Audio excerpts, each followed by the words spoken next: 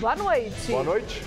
Presidente Dilma diz que vai ter que fazer o dever de casa e cortar gastos para combater a inflação.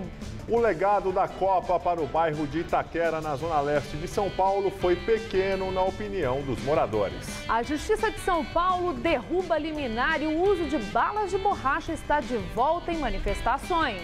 Abandonado, o velódromo da USP não tem eventos de ciclismo desde a década de 90. Governo federal afirma que se não chover, haverá risco de racionamento de energia em 2015. E Alexandre Retkovic apresenta sua moda a estudantes da periferia paulistana.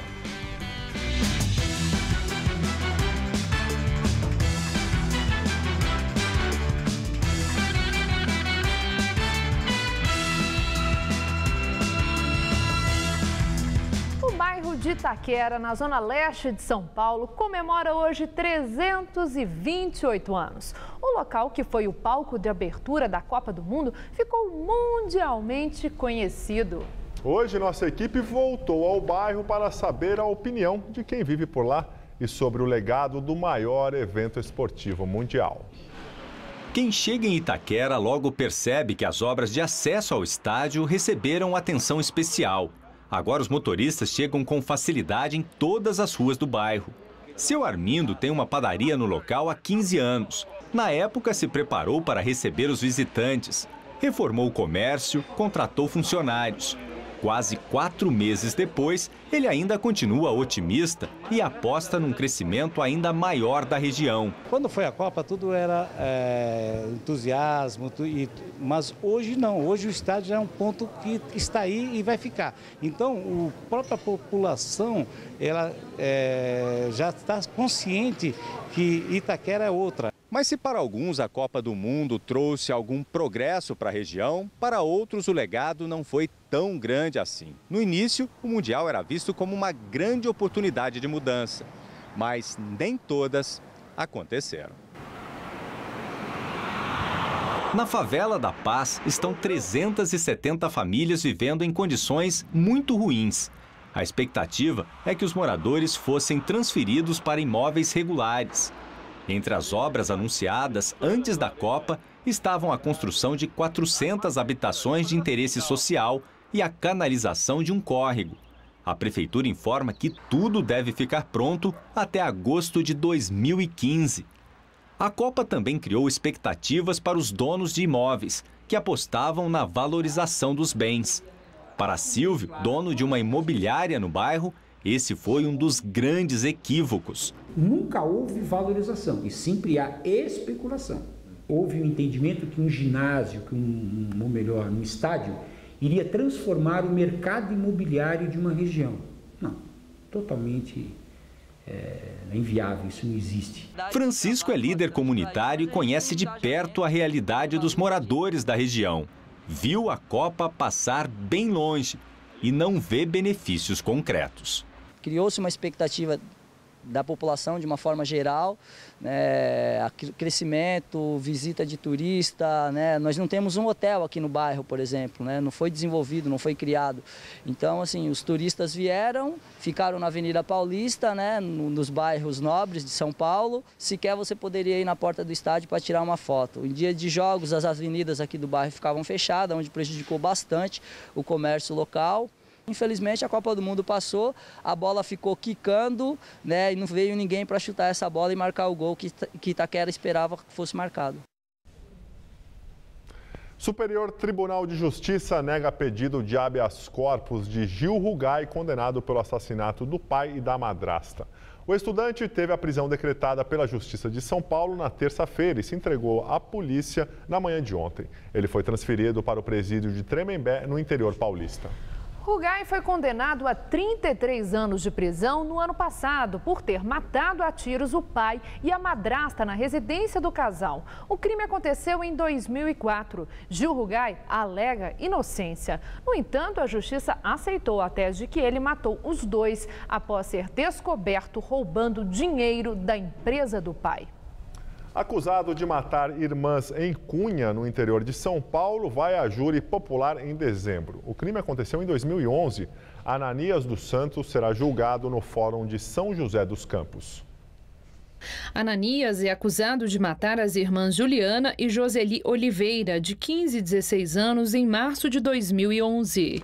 As duas voltavam da escola quando foram abordadas pelo acusado e mortas a tiros na mesma noite. Os corpos foram encontrados 5 dias depois do crime. Ananias, que era conhecido da família das jovens, foi localizado e preso alguns dias depois. Segundo ele, o objetivo era dar um susto nas meninas e não assassiná-las. Justiça de São Paulo suspende liminar e autoriza o uso de balas de borracha durante manifestações no estado. A decisão de hoje foi dada após um recurso da Procuradoria do Estado que não concordou com a liminar concedida em outubro, que proibiu o uso de balas de borracha durante protestos. De acordo com a liminar, a Polícia Militar também não poderia impor condições de tempo e lugar para as manifestações. Na época, o juiz responsável pela suspensão afirmou que a polícia estava despreparada durante as manifestações de junho de 2013. O pedido pela proibição das balas de borracha havia sido feito pela Defensoria Pública do Estado em abril deste ano. Presidente Dilma Rousseff deve sancionar nos próximos dias a mudança de indexador das dívidas de estados e municípios com a União. A matéria foi aprovada ontem à noite no Senado. Com a mudança, segundo o prefeito de São Paulo, Fernando Haddad, a dívida da cidade com a União pode ser zerada até 2030. Hoje, ela é de 62 bilhões de reais.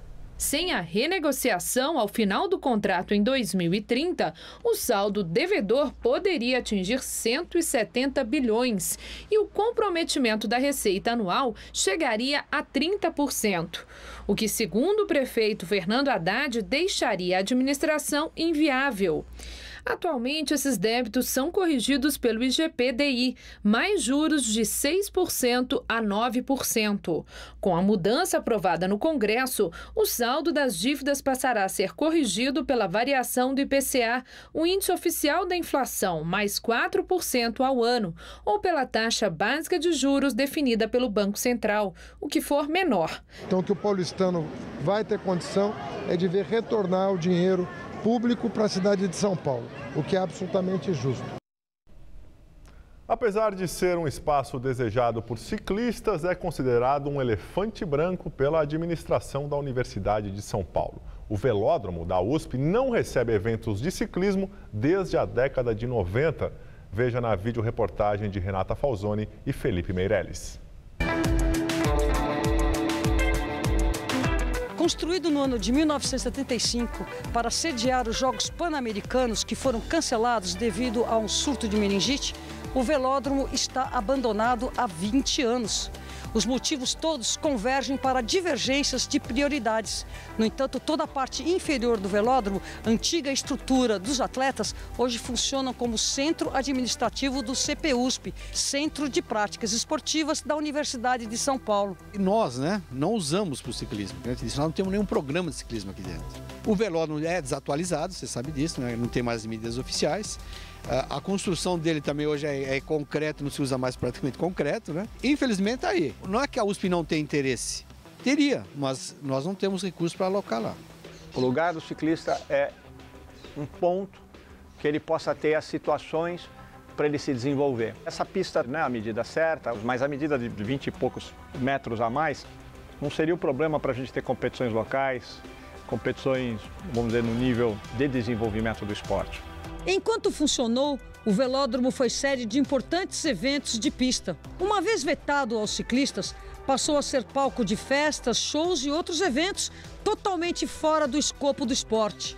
Após a morte do estudante Vitor Hugo, festas estudantis e outros eventos foram proibidos pela reitoria. A opinião dos que treinam em bicicletas na USP é unânime. Seria fundamental se a gente conseguisse esse espaço para fazer treinamento de potência, treinamento de velocidade. Adoro a prova de pista, de velódromo, e se tivesse o velódromo aqui, com certeza a gente teria muito mais ciclistas de velocidade. Um lugar onde as pessoas ficam fechadas, que tem como fazer inúmeras competições, que tem como agregar as pessoas a iniciar no ciclismo. Então você vê locais como Argentina, Colômbia, tem já essa situação dessa educação do ciclista no velódromo. Fica a pergunta: O que se fazer para dar uso a uma estrutura que tanta falta faz ao ciclismo no país sede dos próximos Jogos? Os interesses políticos, acadêmicos e o esporte deveriam convergir. E os atletas profissionais que podem surgir daí, não acontece nada. Então o velódromo é sinônimo de velório.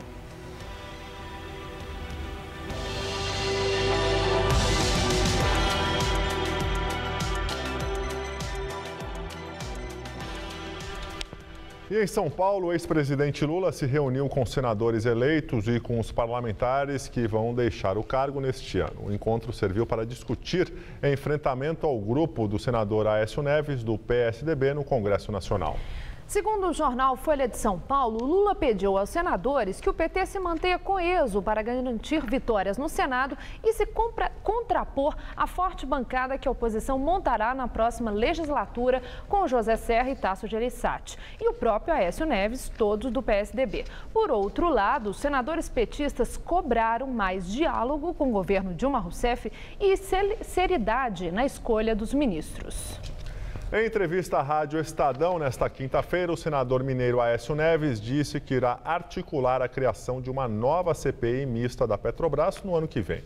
O objetivo vai ser investigar as denúncias de corrupção que envolvem a estatal, caso a comissão atual não apresente resultados claros até o final de suas atividades.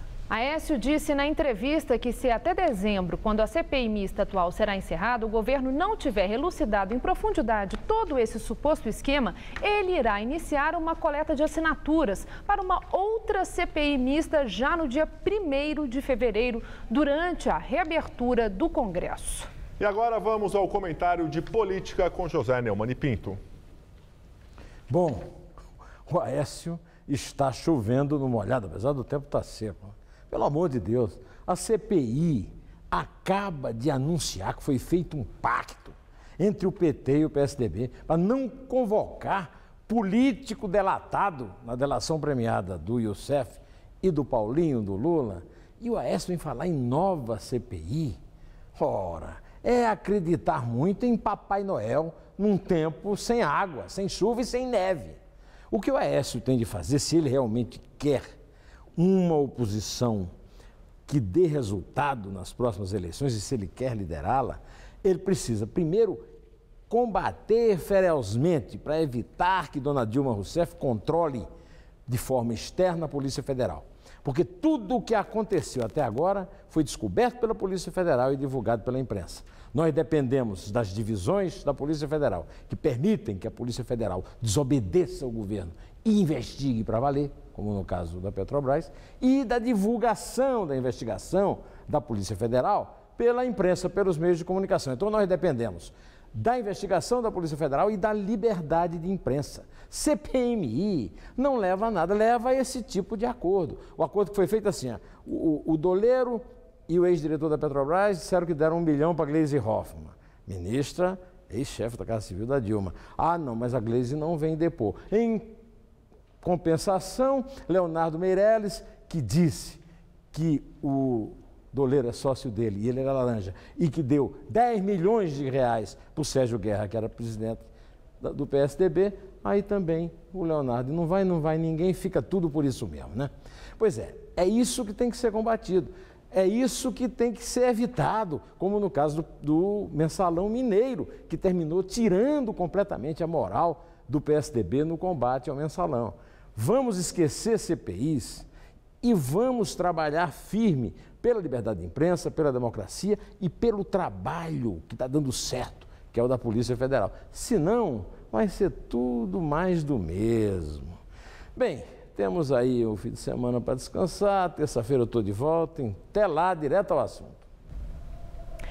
Presidente do Banco do Brasil, Aldemir Bendini, entrega o cargo ao ministro da Fazenda, Guido Mantega. Mas a saída dele será anunciada oficialmente depois da nomeação do substituto de Mantega, o que, segundo a presidente Dilma Rousseff, só vai ocorrer em cerca de 10 dias. No lugar de Bendini, deve assumir o secretário executivo da pasta, Paulo Rogério Caffarelli, um funcionário de carreira.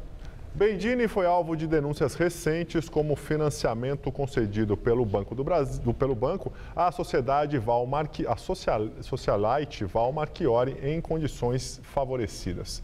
E o relato de seu ex-motorista ao Ministério Público Federal, confessando que fez diversos pagamentos em dinheiro vivo a mando do chefe. Em nota, o Banco do Brasil negou a notícia da saída, declarando que a informação é um boato. Taxa de desemprego no país cai no segundo trimestre e fica em 6,8%, segundo o IBGE. No primeiro trimestre, o desemprego ficou em 7,1%. Os dados fazem parte da pesquisa nacional por amostra de domicílios contínua, que vai substituir a PNAD anual e a pesquisa mensal de emprego. A moda de um grande estilista brasileiro vai à periferia de São Paulo. O paulistano Alexandre Hertkovich mostrou sua coleção para o inverno de 2015 num bairro da Zona Leste. Foi a primeira vez que a comunidade local viu um desfile de verdade com modelos na passarela. Na Vila Curuçá, bairro carente da capital, um dia de glamour. Essa é a primeira vez que uma escola pública da Zona Leste recebe um desfile da São Paulo Fashion Week. É um jeito de aproximar o mundo tão exclusivo da moda com estudantes da periferia. E quem sabe assim, com essa valorização, o público também se inspire. Eu tô adorando. Vou me sentir privilegiada de estar aqui. É mais que um evento, é uma possibilidade de conhecer um outro mundo. Oportunidade inédita também para as estudantes da USP Leste, que já abraçaram a moda como profissão. É muito importante para a gente como profissional, vai entrar no mercado daqui a alguns anos. É importante para a gente como pessoa também, para a gente aprender um pouco mais sobre esse universo da moda que a gente está estudando, né? Aqui você vê o começo, todo o processo, o desfile, todo o processo antes, bem diferente. Luz baixa, música alta e na passarela, modelos apresentam a coleção Inverno 2015 do estilista Alexandre Hertkovich. Essa é a primeira vez também de Hertkovich. Morador de Higienópolis, no centro, nunca tinha ido à região do Itaim Paulista, no extremo leste. Mas, diante de um público tão caloroso, ele se animou. São poucas as vezes que a gente tem a oportunidade de mostrar o trabalho para pessoas que não têm acesso à moda, que só têm acesso à moda através da internet ou de um jornal ou de revista. Para mim é uma honra e uma emoção muito grande. Eu até pedi se não podia fazer isso todo ano. Os desfiles são uma parceria entre a Prefeitura e o maior evento de moda do país. Desde o ano passado, algumas apresentações da São Paulo Fashion Week se repetem nos CELS, os Centros Educacionais Unificados. Quando você mostra, aproxima e discute, você amplia a visão e a autoestima das pessoas na possibilidade de que, a partir do encantamento, você pode fazer isso. Estímulo além do visual? Após o desfile, um momento ímpar para uma plateia curiosa. Perguntas diretamente ao inventor da Semana de Moda de São Paulo e ao próprio estilista. Hertkovich é reconhecido internacionalmente como um dos grandes nomes do Brasil na moda. Mas assim, pessoalmente, trata os fãs com a simplicidade de um vizinho. Se eu não tivesse nascido em São Paulo, a minha roupa não seria essa. Se eu tivesse nascido em outro país, a minha roupa também não seria essa. Então, uma roupa de um jovem estilista da periferia vai ter as características do entorno dele. E isso é tão rico quanto se ele tivesse nascido no centro de São Paulo. Eu sou muito inspirada, eu amei o desfile, amei a entrevista, foi muito legal.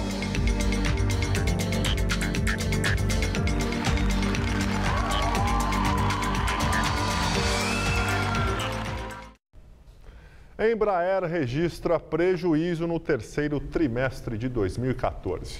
Entre julho e setembro, o prejuízo líquido atribuído aos acionistas da fabricante de aeronaves foi de 24 milhões e 300 mil reais. Nos 3 meses anteriores, a Embraer havia lucrado 319 milhões e 800 mil reais. Produção de veículos cai 16% de janeiro a outubro, na comparação com o mesmo período do ano passado. Segundo a Anfávia, Associação Nacional das Montadoras, a produção de automóveis comerciais e leves, caminhões e ônibus no mercado brasileiro somou 293.328 unidades em outubro, recuo de 9% na comparação com o mesmo mês de 2013 e de 2,5% em relação a setembro. E mesmo após as chuvas, nível do sistema Cantareira continua caindo. Hoje o índice estava em 11,7%, 0,1 ponto percentual a menos do que ontem. O nível registrado pela Sabesp conta com a segunda cota do volume morto, que ainda não começou a ser utilizada. Sem esta reserva, o índice atual estaria em 1%. O sistema Guarapiranga também registrou queda nesta quinta-feira. O índice, que estava em 37,5%, foi para 37,1%. Já o Alto Tietê apresentou estabilidade. Com a chuva que atingiu a região, o nível ficou em 8,6%, o mesmo registrado ontem. Governo federal nega que exista qualquer risco de racionamento de energia no país. De acordo com o secretário executivo do Ministério de Minas e Energia, Márcio Zimmermann, ainda que o risco de desabastecimento calculado pelo Comitê de Monitoramento do Setor Elétrico tenha sido elevado ontem ao patamar máximo tolerado de 5%, isso não representa uma falta potencial de energia para o próximo ano. No entanto, ele apontou que só será possível calcular o real risco no país ao fim da época de chuvas mais intensas. Começou agora em novembro e termina em abril do ano que vem. Nesse período, segundo ele, a tendência é de que os reservatórios voltem a encher. A frente fria que estava sobre São Paulo foi embora e o sol voltou a aparecer aqui na capital paulista. Pois é, amanhã o calor aumenta, mas ele pode vir com pancadas de chuva, viu? Vamos ver em detalhes a previsão para o Brasil e o estado de São Paulo com Luciana Magalhães. A sexta-feira terá chuva na maior parte do Brasil.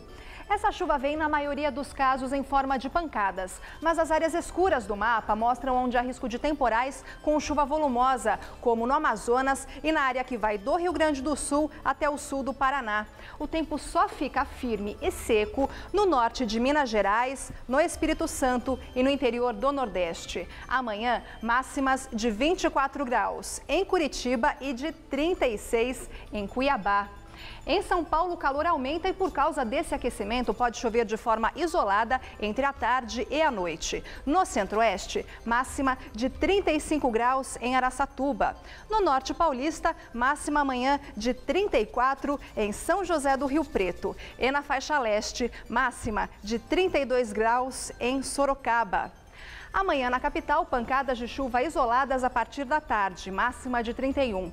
No sábado, sol intercalado com períodos de céu nublado e chuva a qualquer hora, máxima de 27. E no domingo, nublado com aberturas de sol à tarde, pode garoar pela manhã e à noite, máxima de 24 graus. Eu volto daqui a pouco no Jornal da Gazeta, edição das 10. Até lá!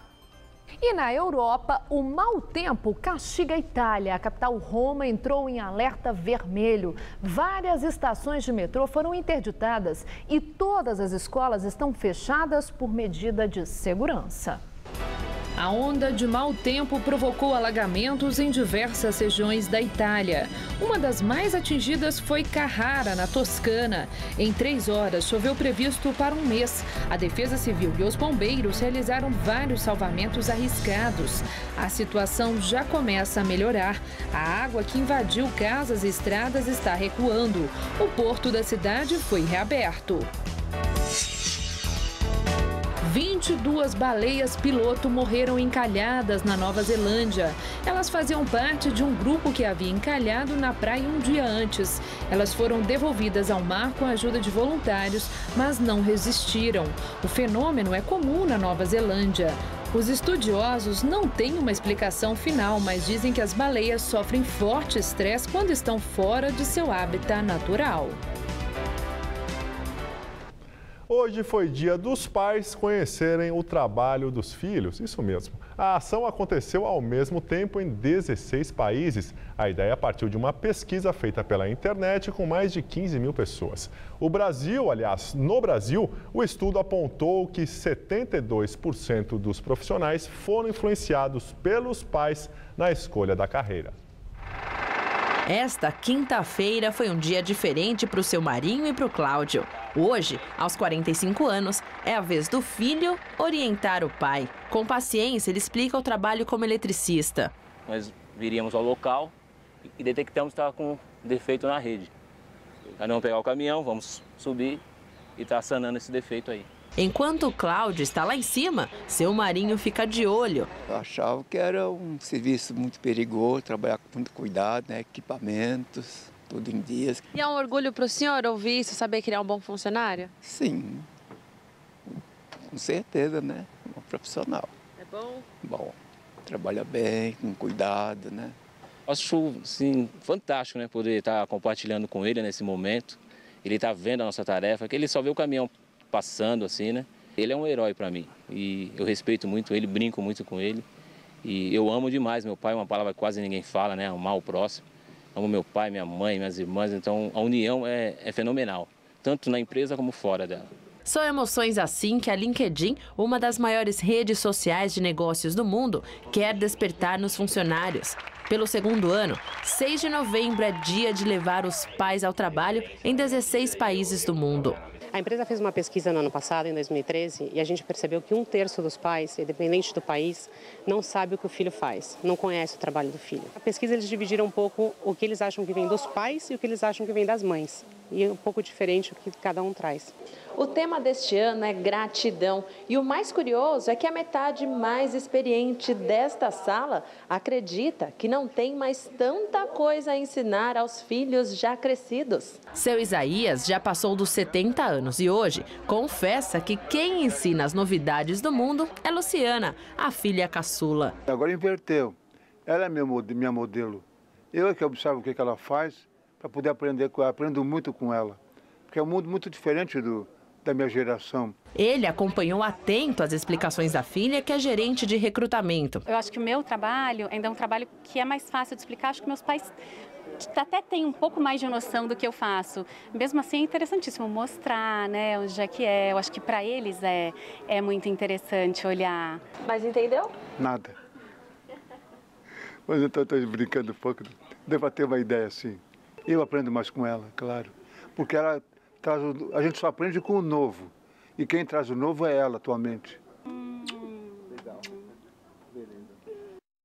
E agora as notícias do esporte com Estela Gontijo e Celso Cardoso. Em noite eletrizante, Cruzeiro e Atlético Mineiro se garantiram na decisão da Copa do Brasil.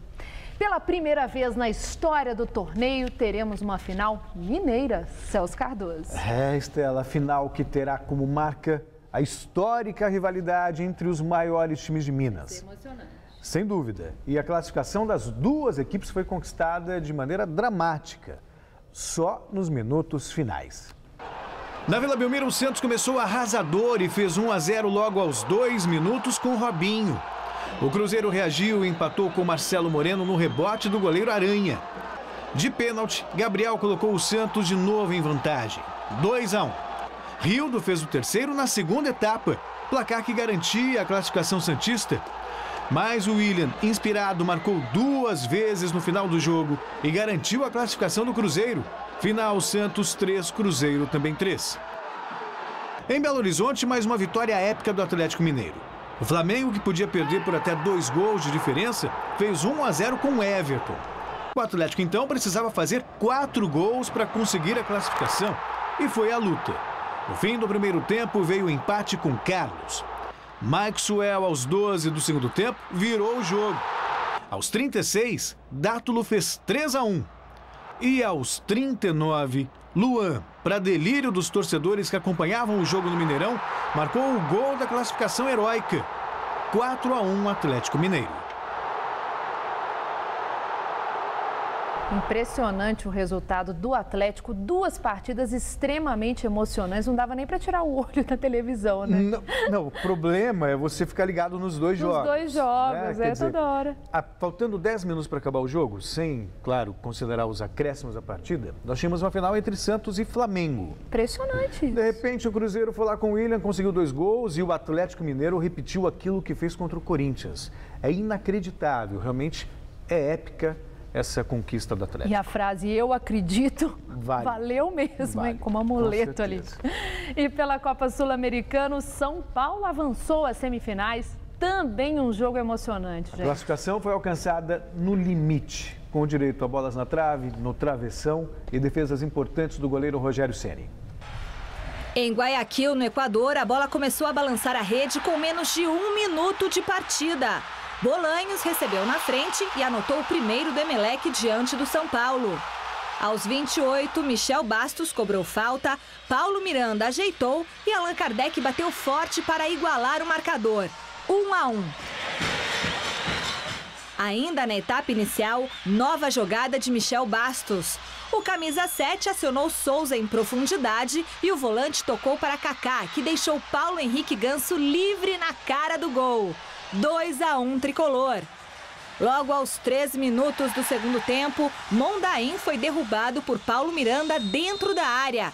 Pênalti que Bolanhos converteu com certa dificuldade. 2-2 no Equador. Aos 8, Álvaro Pereira colocou a mão na bola. Novo pênalti e mais um gol de Bolanhos. Porém, a reação equatoriana parou por aí. Final, Emelec eliminado 3, São Paulo agora nas semis 2. Jogo também muito emocionante, o São Paulo garantindo aí a classificação, né? Foi um jogo difícil, com muita pressão, tem um cansaço. São Paulo já voltou agora de manhã, já joga no sábado de novo. A gente falou sobre isso, sobre essa questão do cansaço. E agora tem um adversário mais qualificado no caminho até a final, que é o Atlético Nacional de Medellín, que venceu o jogo dele ontem por 1-0. Pois é, exatamente isso. O adversário na próxima fase é o Atlético Nacional de Medellín, né, Celso? Exatamente. O Nacional, que havia vencido a primeira partida por 1-0, foi a cidade de Trujillo, no Peru, e ganhou da Universidade César Vallejo pelo mesmo placar.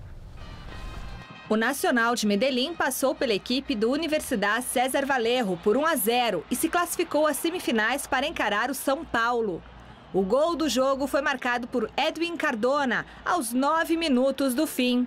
Os outros semifinalistas serão definidos na noite de hoje.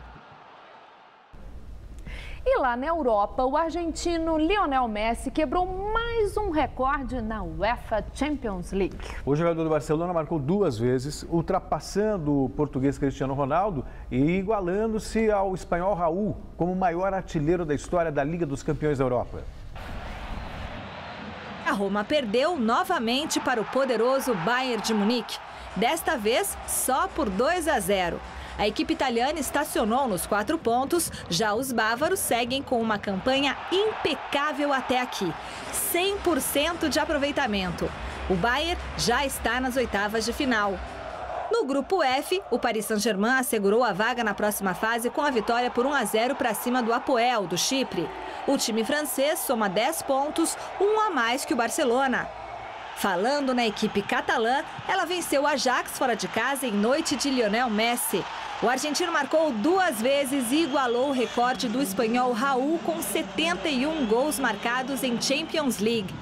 O Barça também está garantido nas oitavas, uma vez que o Apoel e o próprio Ajax não podem mais chegar na pontuação de PSG e Barcelona. Mais uma atuação fantástica do atacante Luiz Adriano e novamente contra o Bate Borisov. Se na última rodada ele marcou 5 vezes, ontem ele foi mais contido e marcou apenas 3 gols. O artilheiro da Liga bateu mais um recorde, o do jogador com mais gols somente nas primeiras 4 rodadas dessa competição. Mesmo com a goleada por 5-0, a equipe da Ucrânia é a segunda do grupo a 2 pontos do Porto. Que fase do Luiz Adriano, hein? Um gol atrás do outro. Muito obrigada, Celso. Boa noite. Uma excelente noite para você. Até amanhã. E é com você, Gabriel. Moradores de Higienópolis, na região central de São Paulo, dizem que um menino que vive nas ruas do bairro e que tem problemas mentais foi atacado com creolina. Eles registraram queixa e a polícia vai investigar o caso. Quando a reportagem chegou, o menino se escondeu. Depois se acostumou com a nossa presença. É que a repercussão do caso trouxe muita gente para frente do prédio na Rua Veiga Filho, em Higienópolis, onde o garoto de 15 anos mora desde agosto. A presença dele trouxe uma polêmica para a região.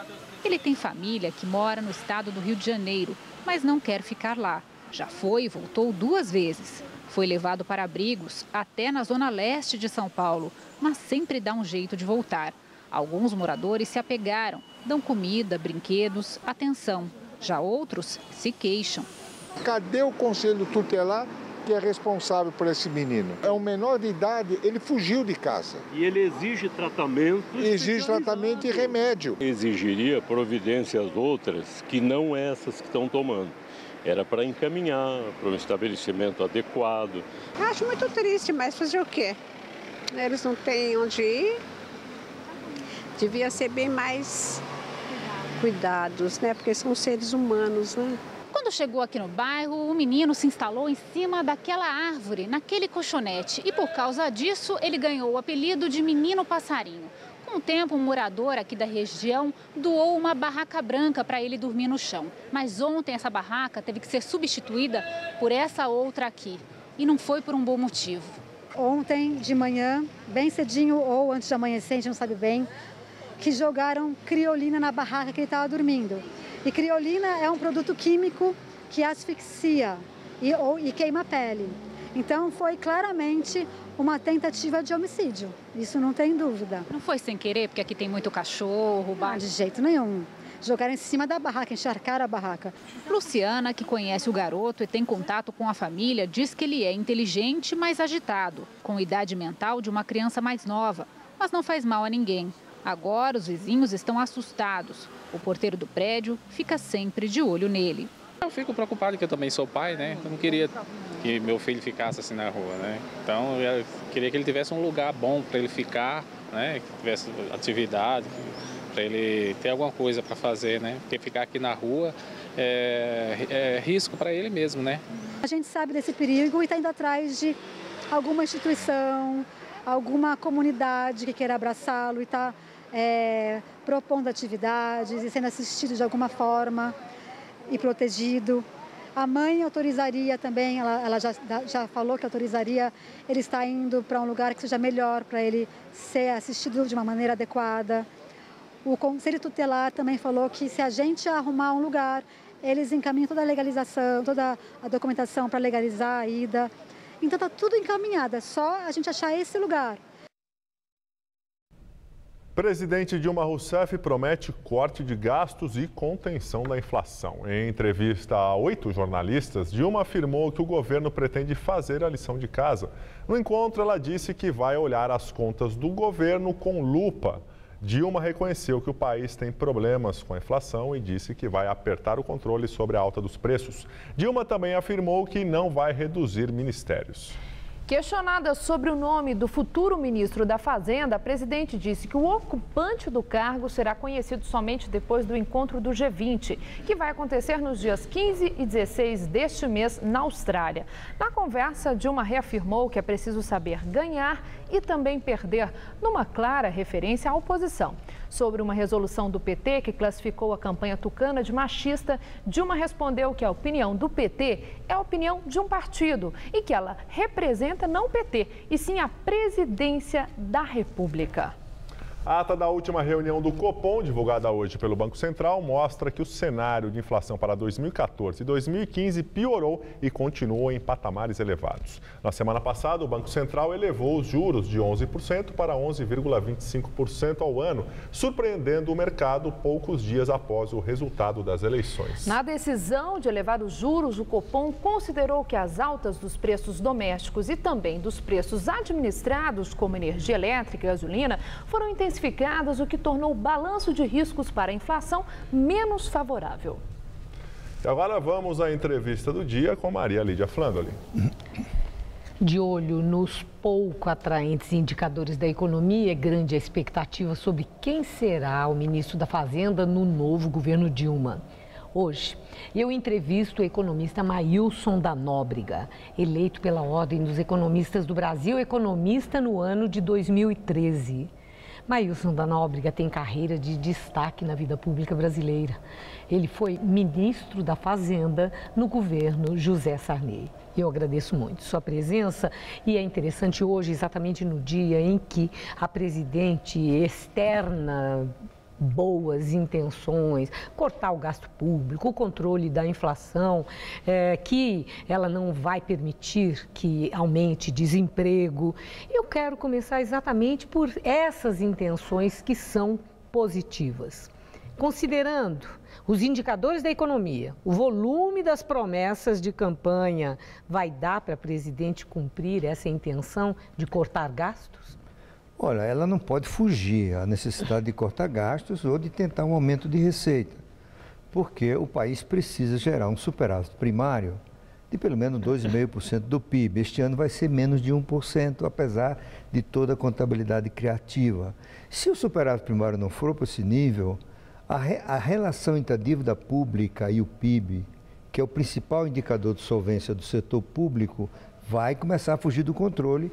Isso traz um risco enorme para o país e para o governo dela, que seria a perda do grau de investimento, o que significaria fuga de capitais, aumento da dificuldade dos custos de financiar o balanço de pagamentos e assim por diante. A questão é como ela vai conseguir isso, porque o orçamento ficou muito rígido, com o aumento das despesas obrigatórias do período dela, e todos os olhos vão estar voltados para isso.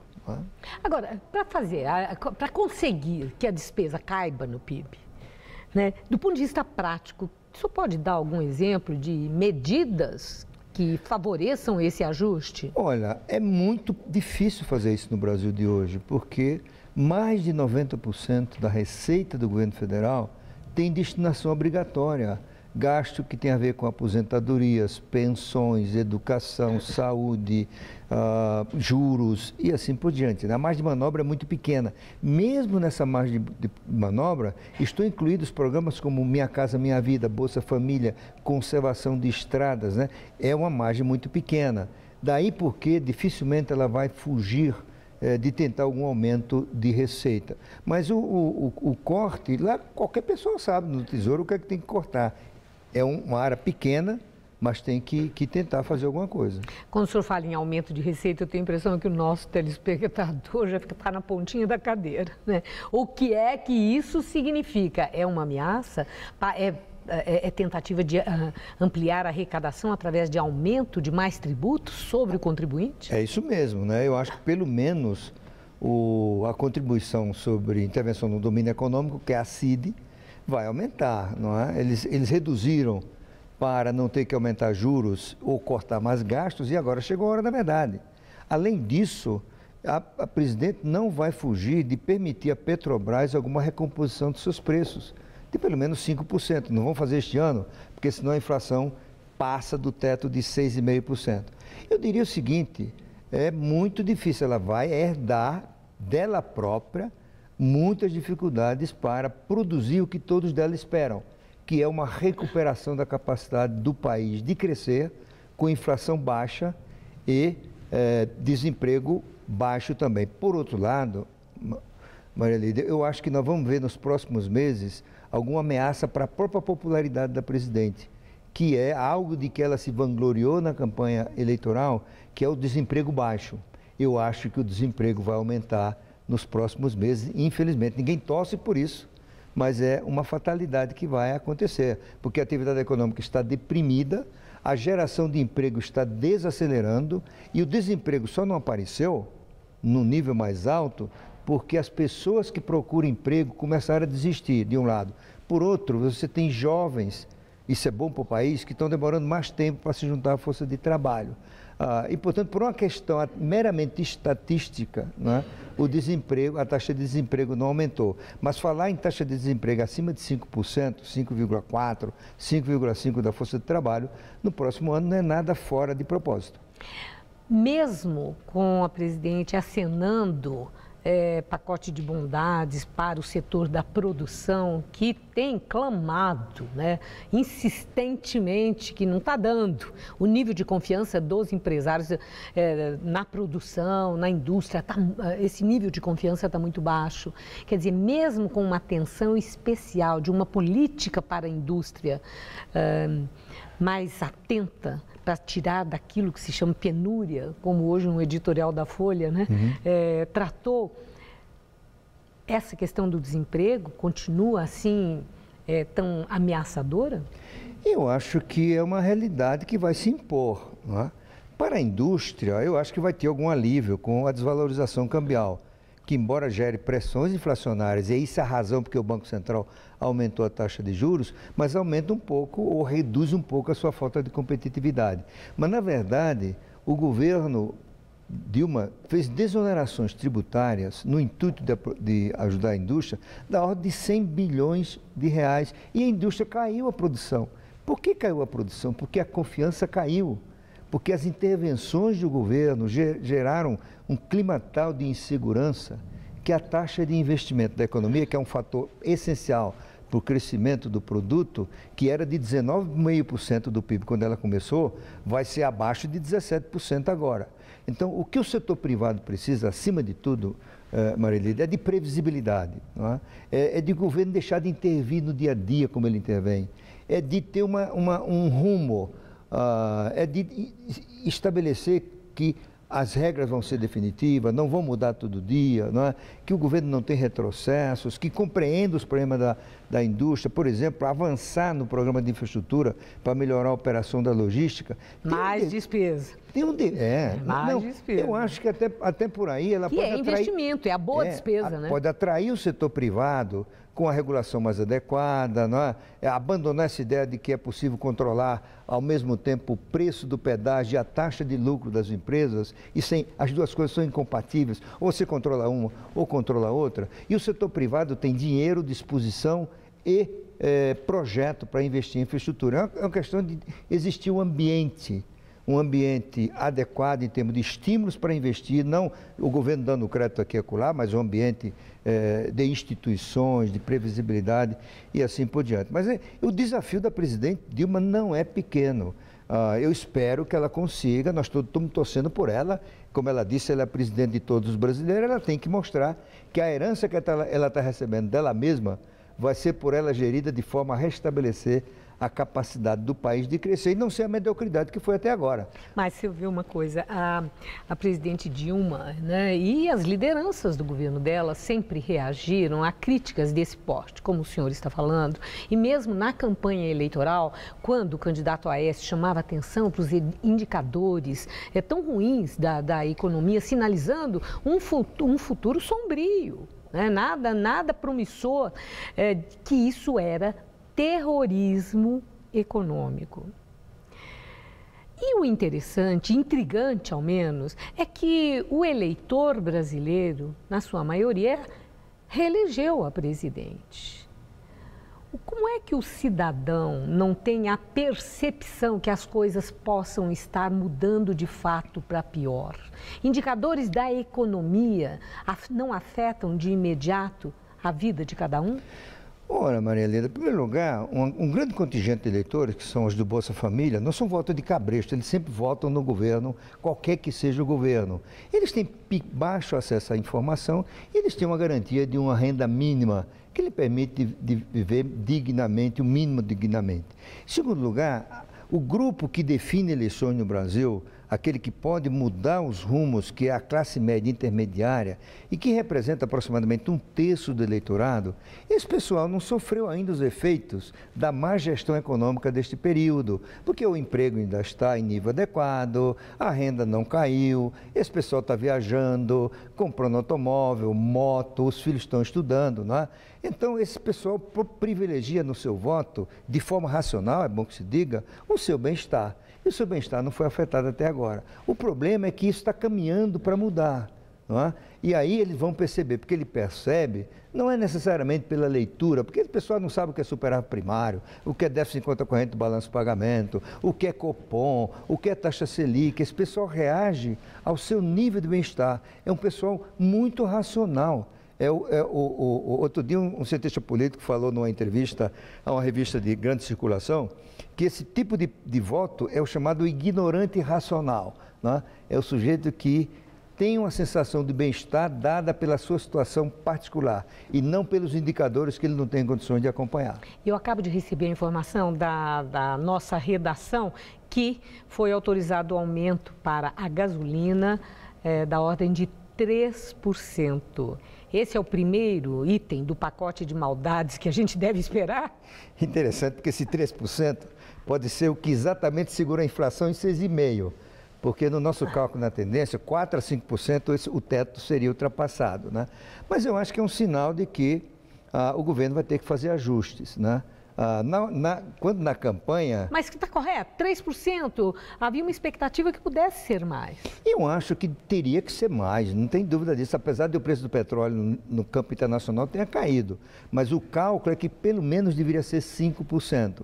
Mas veja só, o governo continua controlando os preços da Petrobras e com isso causando problemas para a empresa. Eu espero que no próximo governo, no próximo período, a presidente volte atrás na sua visão e estabeleça a ideia de que a Petrobras tem que ter uma transparência na definição de seus preços, que o mercado entenda, os avaliadores de risco entendam e que a própria empresa consiga navegar num mercado complexo sem ter prejuízo, como ela está tendo agora, né? Em que ela compra a gasolina por um preço e vende por um preço mais barato. Eu agradeço muito sua entrevista, seus esclarecimentos. Uma boa noite. Obrigado, Maria Birai, pelo convite, foi um prazer. Gabriel. Poupança registra a menor captação de recursos para outubro em 6 anos. No mês passado, os depósitos superaram os saques na mais tradicional modalidade de investimento no Brasil, em 540 milhões de reais. Este valor é 88% menor do que o registrado em outubro do ano passado. No acumulado do ano, a captação líquida da poupança está positiva em 16 bilhões e 100 mil reais, recuo de 70% em relação ao mesmo período de 2013. Presidente da Argentina, Cristina Kirchner, deve continuar em repouso. Ela está hospitalizada com infecção intestinal. Cristina Kirchner cancelou sua ida ao encontro do G20, que acontece na próxima semana na Austrália. A presidente, de 61 anos, foi hospitalizada no domingo à noite. O boletim médico mais recente diz que ela vai ficar em repouso por 10 dias depois de deixar o hospital. Ainda não há previsão de alta. A ministra da Indústria disse que a presidente continua no comando do governo, mesmo no hospital, e envia ordens o tempo todo por mensagens de texto e e-mails. A seguir, a Alemanha enfrenta a maior greve de trens em 2 décadas. Conflito em Hong Kong. Manifestantes pró-democracia entraram em confronto com a polícia.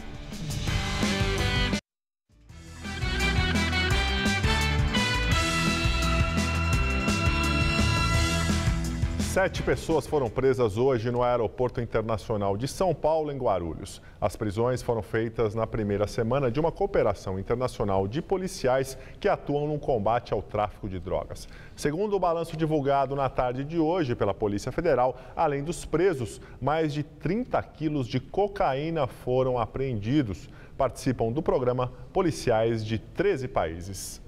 Israel reforça a segurança depois de mais um ataque palestino com um carro. Premier israelense e rei da Jordânia tentam acalmar a tensão que vem crescendo nos últimos dias. Barreiras de concreto foram colocadas nas estações do metrô de superfície para proteger a população de ataques como os de ontem e o de 2 semanas atrás. Os motoristas palestinos militantes do Hamas jogaram seus carros contra as pessoas que esperavam o trem do metrô de superfície. Mataram um bebê e uma mulher no primeiro e um homem da comunidade drusa no segundo ataque. Também ontem, palestinos e forças israelenses entraram em confronto pesado na esplanada das mesquitas, uma área sagrada para muçulmanos e para judeus. Há 20 anos, o complexo é oficialmente administrado pela Jordânia, que chamou seu embaixador em Israel para consultas. Hoje, o premier israelense Benjamin Netanyahu conversou com o rei Abdullah da Jordânia. Os dois dirigentes pediram o fim imediato de todos os atos de incitamento e violência. Dólar sobe e fecha o dia cotado a R$ 2,56, o maior valor desde abril de 2005. Na semana, a moeda americana já teve valorização de 6,35%. Analistas de mercado afirmam que a indefinição sobre o nome do novo ministro da Economia tem pressionado a moeda. A Alemanha enfrenta a maior greve de trens em 20 anos. O movimento pode dificultar as comemorações da queda do Muro de Berlim. A paralisação começou hoje e está programada para durar até segunda-feira. Foram afetados os transportes de carga e de passageiros. Os maquinistas pedem aumento salarial e semana de trabalho mais curta, de 37 horas. A companhia ferroviária entrou com recurso judicial contra o sindicato dos maquinistas. A greve pode complicar a vida de quem planeja ir a Berlim para as celebrações dos 25 anos da queda do muro, que acontecem neste final de semana. Em reunião mensal em Frankfurt, Banco Central Europeu mantém as taxas de juros da zona do euro em 0,05%, o menor valor já adotado. A entidade aguarda para ver como se desenrolam as medidas de estímulos adotadas nos últimos meses. Em Hong Kong, manifestantes pró-democracia entraram em confronto com a polícia pela primeira vez depois de 2 semanas. Os ativistas, principalmente estudantes, exigem que o Partido Comunista Chinês cumpra a promessa de conceder democracia plena à cidade. Hong Kong foi colônia britânica e retornou ao domínio de Pequim em 1997. Dezenas de milhares de pessoas marcharam na cidade do México para exigir respostas sobre o suposto massacre de 43 alunos desaparecidos no estado de Guerrero desde 26 de setembro. O desaparecimento desencadeou uma onda de indignação e se transformou em crise para o presidente Enrique Peña Nieto. Os manifestantes pedem que ele deixe o cargo, dizendo que não acreditam nas autoridades. E uma última notícia, um ato do MTST no Morumbi é marcado por confronto na Avenida Francisco Morato. Os manifestantes colocaram fogo em pneus e houve confronto com a tropa de choque da polícia. Pelo menos 800 pessoas participam do ato. E o Jornal da Gazeta fica por aqui. Essas foram nossas principais notícias. Presidente Dilma diz que vai ter que fazer o dever de casa e cortar gastos para combater a inflação. O legado da Copa para o bairro de Itaquera, na zona leste de São Paulo, foi pequeno, na opinião de moradores. A Justiça de São Paulo derruba liminar e o uso de balas de borracha está de volta em manifestações. Abandonado o velódromo da USP não tem eventos de ciclismo desde a década de 90. Governo federal afirma que se não chover, haverá risco de racionamento de energia em 2015. E Alexandre Hertkovich apresenta sua moda a estudantes da periferia paulistana. E a edição de hoje pode ser vista daqui a pouco no site tvgazeta.com.br/Jornal da Gazeta. Mais notícias no Jornal da Gazeta, edição das 10. Uma excelente noite para você. E nós voltaremos amanhã às 19 horas. Uma boa noite e até lá.